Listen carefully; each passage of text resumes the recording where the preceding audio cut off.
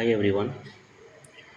आज मैं फिर उसी सीरीज को कंटिन्यू करता हूँ जो कि हम लोग का था स्ट्रक्चर का। एक्सक्यूज मी, जो कि हम लोग का क्या था, स्ट्रक्चर का। ठीक है। अब हम क्या करते हैं, आज हम फिर से एक नया स्ट्रक्चर को सीखते हैं। वो है हमारा सिंपल प्रेजेंट टेंस। ठीक है, सिंपल प्रेजेंट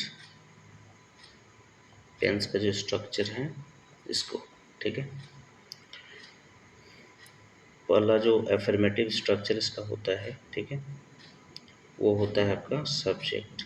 सब्जेक्ट पहले रहेगा, कोई भी एक सब्जेक्ट होगा, प्लस इसके बाद क्या होता है V1 और V5, है ना। इसके बाद क्या करना है, सीधे वर्ब की वन फॉर्म या V5 फॉर्म को यूज करते हैं। इसके बाद आपका अगर ट्रांजिटिव वर्ब है तो हम ऑब्जेक्ट यूज करेंगे। ठीक है, इससे पहले आपको क्या याद रखना है, इनका हम यूज जो है कब करते हैं, किस टाइप के सेंटेंस में करते हैं, ये आपको ध्यान रखना है। ठीक है, पहले आप जान लीजिए, इसका हम पहचान लिख देते हैं। ठीक है, पहचान हिंदी वाक्य में जनरली इन हिंदी वाक्य में क्या होगा, ता है, ती है, ते हैं। ठीक है, या कभी कभार कोई ऐसा भी दिखेगा, आ करता है, ये साउंड आएगा, है ना, आ करता है। ठीक है, आ करती है। ठीक है, इस तरह का पहचानिए, साउंड आएगा, ऐसा मतलब आपको साउंड आएगा। ठीक है, एग्जाम्पल सबको समझ में आ जाएगा। अब देखिए, एक तो है ता है, ती है, ते है। अब देखिए, in English whenever we talk about simple present tense, जब भी हम सिंपल प्रेजेंट की बात करते हैं तो हम सीधे इसकी यूसेज की हम बात करते हैं। ठीक है, और इसका यूसेज जो होता है बहुत ज़्यादा होता है ना, बहुत ज़्यादा मतलब ज़्यादातर जितने भी टेंसेस है सबसे ज़्यादा यूज होने वाली ये टेंस है। ठीक है, तो पहला आप जानते हैं कि एक जो इसका यूसेज है वो है डेली हैबिट, डेली हैबिट या रूटीन को बताने के लिए हम यूज करते हैं। ठीक है, कोई किसी का हैबिट हो, है ना, या रूटीन हो, उसको बताने के लिए। ठीक है, दूसरा क्या है, फैक्ट्स को बताने के लिए हम यूज कर लेते हैं। ठीक है, फैक्ट्स में जैसे आपका बहुत सारा फैक्ट्स हो जाता है, जैसे आपको एक तरह से क्या है, जैसे मैथमेटिकल फैक्ट, है ना, मैथमेटिकल फैक्ट। ठीक है, फिर आपका साइंटिफिक फैक्ट,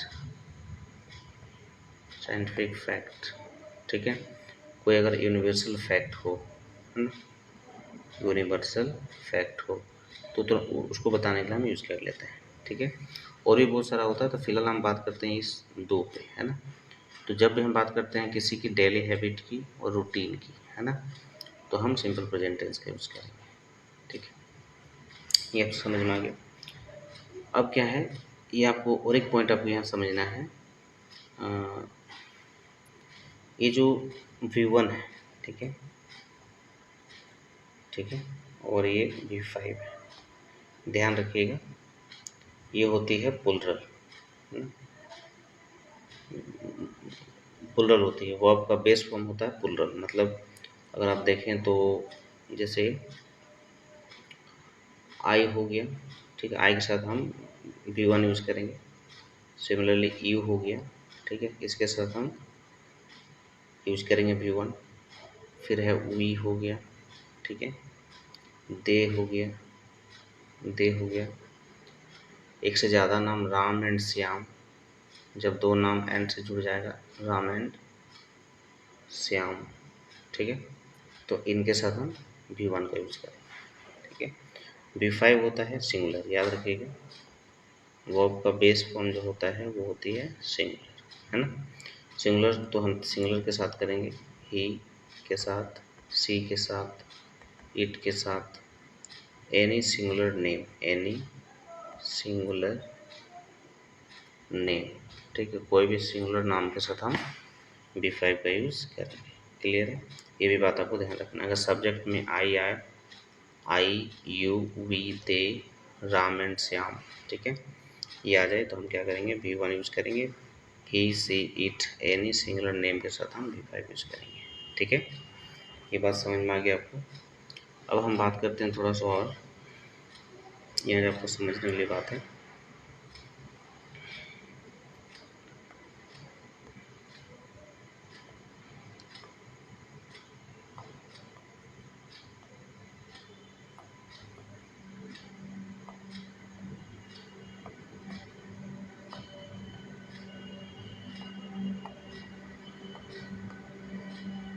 चलिए हम बात करते हैं अब, यहाँ एक चीज़ है V5, ठीक है, V5 को भी आपको समझना थोड़ा ज़रूरी है। ठीक है, V5 कैसे बनता है, वो आपकी 5 फॉर्म होती है। ठीक है, V1, V2, V3, V4, V5। कोई भी जो बेस फॉर्म होता है हम उसको 2 से लिखते हैं, 2 से इंडिकेट करते हैं, 2 गो, ये हो गया बेस फॉर्म, है ना, 2 गो मतलब बेस फॉर्म। बेस फॉर्म को दिखाने के लिए हम 2 + V1 का यूज़ करते हैं। इसका पास्ट टेंस यूज होता है, हम वेंट हो जाता है। V3 में होता है गॉन, इसमें सिंपली हम ING लगाते हैं। V4 में क्या लगाते हैं, ING लगाते हैं। और ये आपको समझना होगा थोड़ा सा, जो कि मैं समझा। देखो, अगर V1 से आपको V5 बनाना है तो कैसे बनाएंगे, 2 तरीके से बनता है। एक तो उसमें हम बेस फॉर्म में क्या करते हैं, जो बेस फॉर्म होता है ना, V1 में हम क्या ऐड कर देंगे, S, या तो हम V1 में ऐड कर देंगे ES, ठीक है, ES तो बनता है। अब प्रॉब्लम है कि कहाँ पे हम S लगाएंगे, कहाँ पे हम ES लगाएंगे। ठीक है, ये भी एक क्वेश्चन बनता है। तो याद रखिएगा, अगर वर्ब का एंडिंग बेस फॉर्म, जो बेस फॉर्म है इसका एंडिंग किससे हो, याद रखिएगा, A से, E से, I से, O से, U से, CH से, SH से। ठीक है, ये सबसे एंडिंग हो तो जनरली हम क्या करते हैं, ES लगाते हैं। एग्जाम्पल की हम बात करें, मान लीजिए आपके पास V1 है और ये आपके पास V5 है। जैसे गो का ही एग्जाम्पल लेते हैं। ठीक है, अब गो में क्या है, एंडिंग O है, तो हम O रहने पर क्या करते हैं, ES लगाते हैं, तो इसका V5 बन जाएगा ES, गोस, है ना। मान लीजिए प्ले है, PLAY, अब देखिए इसका एंडिंग Y है, तो इसमें क्या लगाएंगे, S, प्लेस। ठीक है, इस तरह से आपको समझना है। क्लियर है? अब ये आपको समझ में आ गई तो सारी बात हमने लगभग समझ ली। अब हम इसके स्ट्रक्चर्स को डिस्कस करते हैं। इसका नोट आप बनाते चलेंगे, जो भी आप देख रहे हैं वीडियो देखेंगे इसको नोट जरूर बनाएंगे।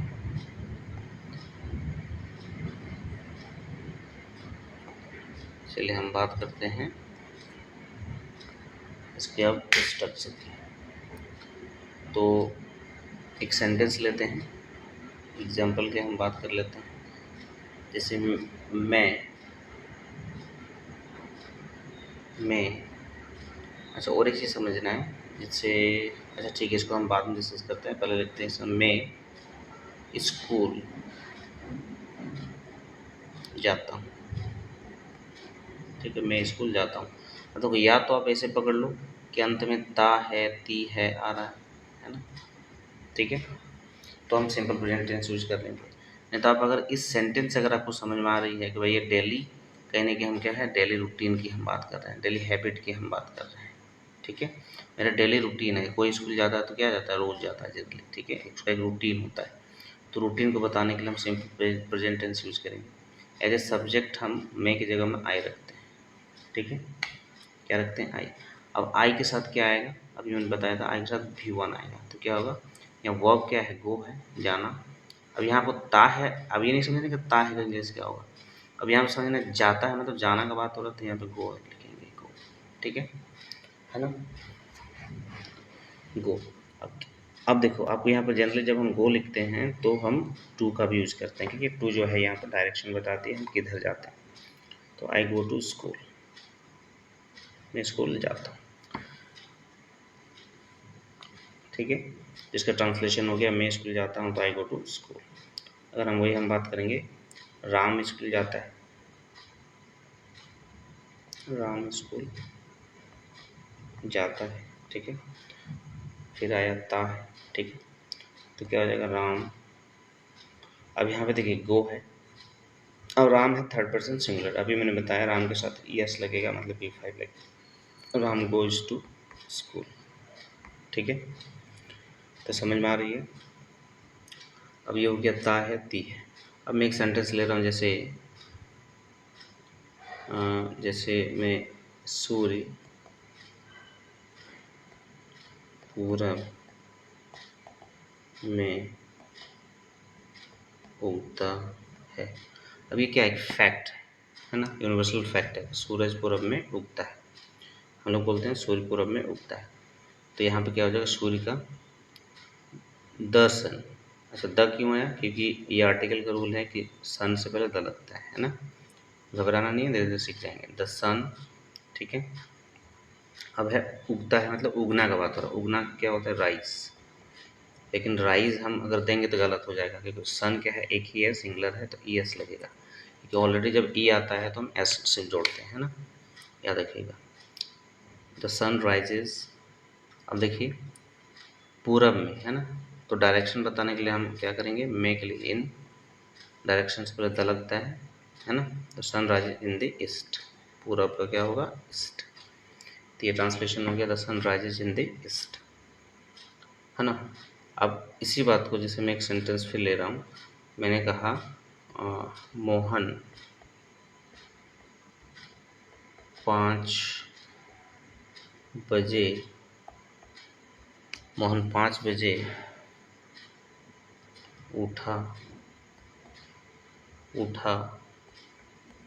करता है। अब देखो यहाँ पे कौन सा पहचान आया, उठा, मतलब यहाँ पे आ की साउंड आ रही है ना। आ करता है, ई करती है, मैंने बताया था है ना। जाया करता है, तो हम क्या करते हैं, सिंपल प्रेजेंट टेंस का यूज करेंगे यहाँ पर, है ना। ध्यान रहे यहाँ पर यूज टू का यूज नहीं करेंगे, है ना। यूज टू ये गलत हो जाएगा, है ना। यूज टू एक स्ट्रक्चर होता है यूज टू का, वो बाद में बताएंगे। जनरली लोग इसमें भी उसी तरह का जनरली जो है सेंटेंस स्ट्रक्चर का पहचान होता है हिंदी में, इसलिए लोग कन्फ्यूज कर जाते हैं। यहाँ पे हैबिट को हम शो कर रहे हैं, मोहन 5 बजे उठा करता है, उसकी ये हैबिट है ना, डेली रूटीन है। तो हम क्या बोल सकते हैं कि मोहन, ठीक है। उठना का हम लोग बोल सकते हैं गेट अप भी बोल सकते हैं, या वेकअप भी बोल सकते हैं। तो हम गेट्स अप कर देते हैं, मोहन गेट्स अप, मतलब क्या होगा, मोहन उठा करता है, मोहन गेट्स अप। अब देखिए 5 बजे है ना, 5 बजने के लिए हम क्या करेंगे, एट, टाइम्स के लिए एट लगाएंगे, है ना। एट 5, है ना, 5 o'clock, ठीक है, 5 o'clock, ये आपको ध्यान रखना है। एक क्वेश्चन मैं यहीं से पूछ लेता हूँ, है ना। यहाँ पर ओ क्लॉक में ओ का क्या मतलब होता है, जो वीडियो देखेंगे, अगर आप इंग्लिश के बहुत बड़े जानकार होंगे तो आप मुझे बताएंगे ओ का यहाँ पर क्या मतलब होता है ना। ओ क्लॉक हम क्यों बोलते हैं, ओ एपोस्ट्रोफी का यहाँ पर क्या मतलब है, आप बताना है, एक क्वेश्चन है, ठीक है। चलिए, अब ये हो गया, तो ये हो गया आपका एफर्मेटिव स्ट्रक्चर, है ना। पहला जो होता है 6 फॉर्मेट में जो एफर्मेटिव होता है। अब हम फिर बात करते हैं आगे, इसके नेगेटिव स्ट्रक्चर की हम बात करेंगे, ठीक है। अब हम बात करेंगे इसके नेगेटिव की।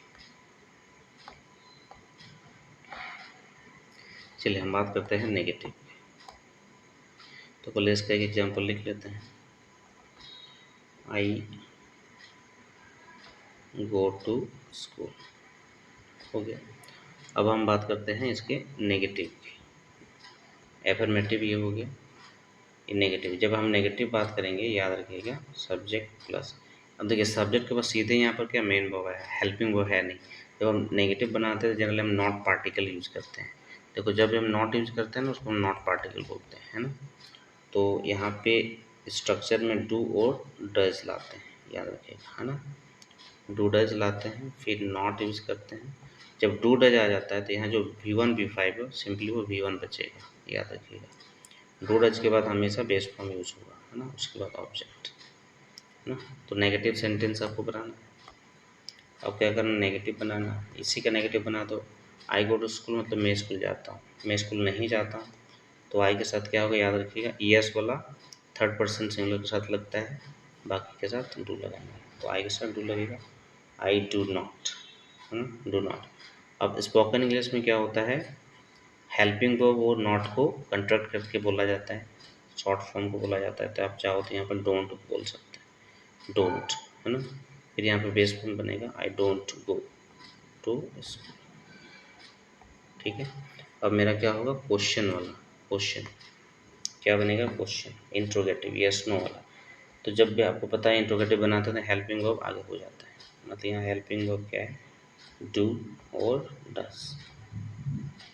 डू डस के बाद यहाँ पे पोजीशन याद रखिएगा, सब्जेक्ट का आएगा, फिर आएगा बेस, फिर आएगा ऑब्जेक्ट, और अंत में क्वेश्चन। इसका हिंदी में क्या होगा, क्या से शुरू होगा सेंटेंस, है ना। एग्जाम्पल, क्या मैं स्कूल जाता हूँ, है ना, तो क्या हो जाएगा, do I go to school, do I go to school, question mark हो जाएगा, ठीक है।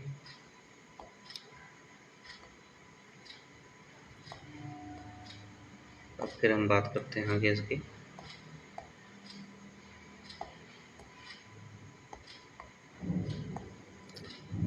फिर हम बात करते हैं इंट्रोगेटिव नेगेटिव की। इंट्रोगेटिव नेगेटिव में क्या हो जाएगा, डू डज पहले हो जाएगा, फिर क्या होगा, सब्जेक्ट होगा, ठीक है, सब्जेक्ट हो जाएगा, फिर क्या होगा, नॉट, नॉट का पोजीशन यहाँ पर, है ना, V1 plus object, question mark. अच्छा, नॉट अगर आप यहाँ नहीं देना चाहते हैं तो इसके साथ आप कॉन्ट्रैक्ट कर सकते हैं, ठीक है। तो क्या मैं स्कूल नहीं जाता हूँ, तो आप सीधे लिख सकते हो do I not go to school, ये आप सीधे इसको चिपका दो, ठीक है। क्या हो जाएगा, don't I go to school, क्या मैं स्कूल नहीं जाता, ठीक है। अब फिफ्थ नंबर में क्या होगा, याद रहे, फिफ्थ नंबर में होगा WH क्वेश्चन, मतलब जो भी आपको WH रखना है, WH क्वेश्चन रखना है, ठीक है। फिर हेल्पिंग वर्ब आएगा डू डज, फिर होगा सब्जेक्ट, फिर होगा base form plus object, question, अंत में वो क्वेश्चन मार्क होगा, ठीक है। अंत में क्या होगा, क्वेश्चन। एग्जाम्पल, मैं स्कूल कब जाता हूँ, तो कब को हम वैन बोलते हैं, WH, कब मतलब वैन, तो when do I go to school, ठीक है। फिर इसी का अगर हम नेगेटिव करेंगे, सिक्स नंबर, मतलब सेम स्ट्रक्चर बनेगा, WH का सब्जेक्ट के बाद नोट देना, अगर आप पूरी फुल फॉर्म लिख रहे हो, मतलब जब आप कंट्रैक्ट नहीं कर रहे तो सब्जेक्ट के बाद नोट देना, नहीं तो हम कंट्रैक्ट कर सकते हैं पहले, ठीक है। इसको हम नेगेटिव कर देते हैं, मैं स्कूल कब नहीं जाता हूँ, तो वैन डोंट, सीधे लिखेंगे when don't I go to school, ठीक है। तो ये था सिंपल प्रेजेंट का स्ट्रक्चर, ठीक है। आई होप आपको सारी स्ट्रक्चर समझ में आ गई है, ठीक है। इन द नेक्स्ट क्लास हम क्या करेंगे, इन द नेक्स्ट हम लोग इसके बहुत सारे सेंटेंस को प्रैक्टिस करेंगे, एफर्मेटिव, नेगेटिव, इंट्रोगेटिव। फिर हम इसमें हम एक टॉपिक पे डिस्कस करेंगे, जिसके अगर आप उस टॉपिक को रोज़ बोलोगे तो कहीं ना कहीं आपकी ये V1 V5 और सिंपल प्रेजेंट टेंस को यूज करना आसान हो जाएगा, ठीक है। चलिए, थैंक यू। और आज के लिए मैं बहुत लंबी हो गई है, लगभग 20 मिनट्स की वीडियो हो गई है, तो मैं ज़्यादा नहीं बढ़ाना चाहता। इन द नेक्स्ट हम लोग फिर बात करेंगे। Thank you everyone.